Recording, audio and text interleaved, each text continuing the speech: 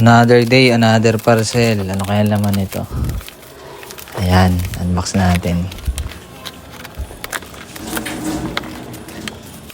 Ayan, may solar panel pala oh. Natural, solar light to. May solar panel eh. Ayan yung saksakan. Oops, merong tubo. Parang gusto natin sabit sa poste. Merong mga bolts at baterya.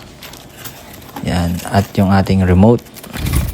Syempre, meron din tayong yung solar light natin. Yan, testing natin. So, ito yung ating ilawan. Yung cord natin kapag gabi. Yan, DIY lang yan. Yan, inilawan natin testing. Yan na, natutumba-tumba pa. Okay.